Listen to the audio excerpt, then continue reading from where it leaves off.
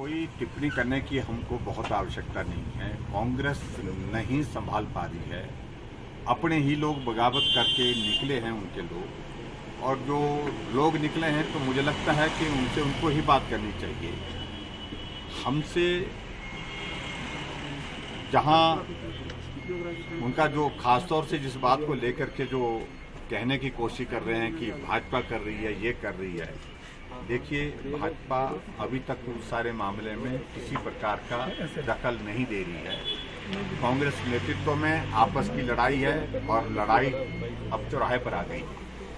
Sir, Congress का आरोप है सर, कांग्रेस सरकार सीरियस नहीं है कोविड को लेकर। कांग्रेस का कहना है, देखिए मुझे लगता है कि इनको इस बात को समझना चाहिए।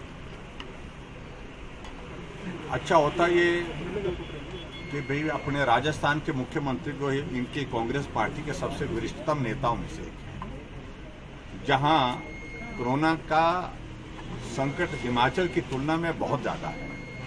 बहुत बड़ी तादाद में वहां पर कोरोना के वायरस के जो केसेस वहां पर आज भी हैं, और वहां पर हमसे पहले खोला गया। और जहां तक हिमाचल प्रदेश में टूरिज्म खोलने की अगर बात कही तो उसमें हमारी जितनी सख्त शर्तें हैं, किसी भी प्रदेश में, अपने देश में किसी प्रदेश की उतनी सख्त शर्तें नहीं है जितनी हिमाचल प्रदेश की है। और दूसरी बात मैं ये भी कहना चाहिए कि बहुत सारे लोग अब आर्थिक दृष्टि से इस बात के लिए भी इजाज़त चाहते हैं कि आपने इंडस्ट्रियल सेक्टर खोल दिया, आपने इंडस्ट्रियल सेक्टर के साथ साथ में जितने भी हमारे इकोनॉमिक सेक्टर है, दुकानें हैं, व्यवसाय हैं, सब खोल दिए।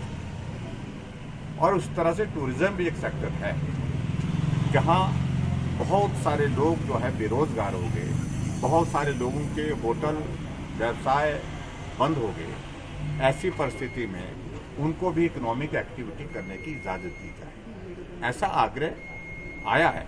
कुछ लोग सहमत हैं, कुछ लोग सहमत नहीं भी है, और हम किसी को बाध्य नहीं कर रहे हैं। अगर टूरिस्ट आ रहे हैं तो उसमें पूरे उस प्रोटोकॉल को फॉलो करते हुए जो नियम, जो कायदे हमने तय किए हैं, गाइडलाइंस तय की हैं, उसमें कतई भी रिलैक्सेशन का कोई जो है वो गुंजाइश नहीं है। दूसरी बात, हमने जब से खोला है तब से टूरिज्म सेक्टर में कहीं भी इस प्रकार का एक भी इंसिडेंट कोविड का पॉजिटिव केस का नहीं आया। ये भी उनको समझना चाहिए। भले ही संख्या बहुत ज़्यादा नहीं, लेकिन उसके बावजूद जो लोग आ रहे हैं वो उसमें इस प्रकार का कोई एक भी मामला नहीं। मामले अगर बढ़े हैं पिछले अरसे में, वो विशेष तौर से वो बढ़े हैं जो हिमाचल के लोग दूसरे प्रदेशों में संकट में फंसे थे, बच्चे थे, नौजवान थे, बुजुर्ग थे, वो हिमाचल आए हैं और वहाँ संक्रमित हो गए थे।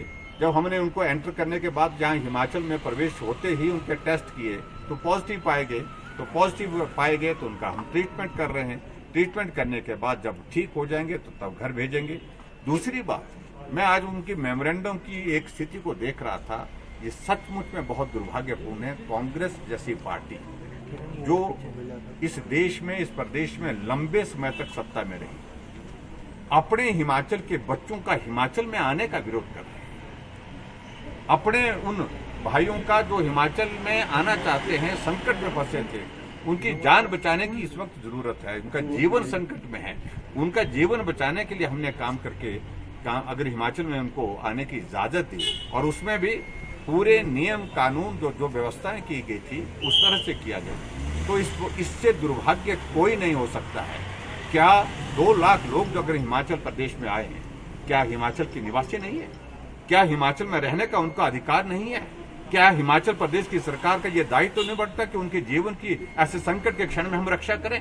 हमने वो किया है। हमने अपना नैतिक दायित्व निभाया है सरकार के स्तर पर, और सरकार के स्तर के साथ साथ में सामाजिक दृष्टि से भी ये मानवीय दृष्टिकोण है। कोई आदमी अगर संकट में है, कैसे भी, ये वायरस किसी को भी हो सकता है।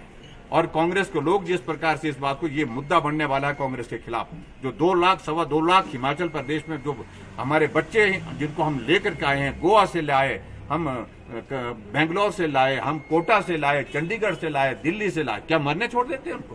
तो ऐसी परिस्थिति में मुझे लगता है कि बहुत दुर्भाग्यपूर्ण है। कांग्रेस का जो रेजोल्यूशन जो ड्राफ्ट किया है, इससे बड़ी दुर्भाग्यपूर्ण परिस्थिति नहीं हो सकते। हिमाचल के बच्चों के अगर विरोध करते हैं तो हम आपको बताऊं कि वो उनको उसकी सजा भुगतनी पड़ेगी। सर उन्होंने कहा कि निजी है क्या था, लेकिन उसमें बहुत सारे लोग आए, बहुत सारे लोग नहीं आए, और वो तो उनसे ही पूछना चाहिए। देखिए, कांग्रेस के बारे में स्थिति जो है मुझे ज़्यादा कहने की आवश्यकता नहीं, मैं सिर्फ इतना ही कहना चाहता हूँ कि जो भी वो चाहते हैं, जिस प्रकार की परिस्थितियाँ वो चाहते हैं, वो ना देश में रही ना प्रदेश में रही। दौर बीत गया है, और जो बीत गया है दौर उनका, उसको उनको स्वीकार करना चाहिए।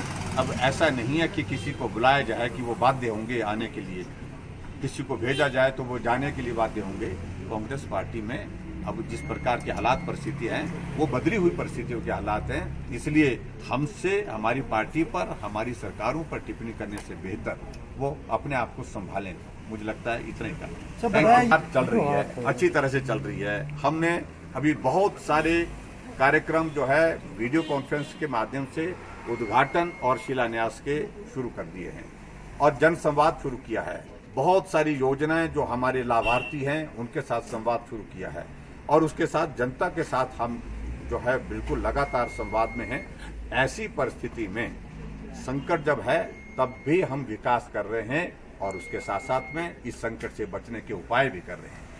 कांग्रेस सिर्फ इस संकट के क्षण में एक ही काम कर रही है, सिर्फ राजनीति, इसके सिवा कुछ नहीं कर रही है। तो इसलिए मुझे सिर्फ इतना ही कहना है, हम हिमाचल प्रदेश में इंतजार कर रहे हैं ये दौर समाप्त हो कोविड का, इससे हम बाहर निकलें और उसके बाद मैदान में मिलेंगे। सारी बात को लेकर के ज्यादा इसलिए नहीं कहना चाहता हूं कि उनका निजी था, वो कार्यक्रम था, लेकिन सोशल डिस्टेंसिंग की धज्जियां वहां उड़ाई गई, सोशल डिस्टेंसिंग की धज्जियां यहाँ पर धरने में उड़ाई गई, और उसके बाद हमें संदेश देते हैं, हमें सलाह देते हैं। और मैं उनको यही कहना चाहता हूं कि इसमें जो नियम है, कानून है, उसमें सब लोग आते हैं।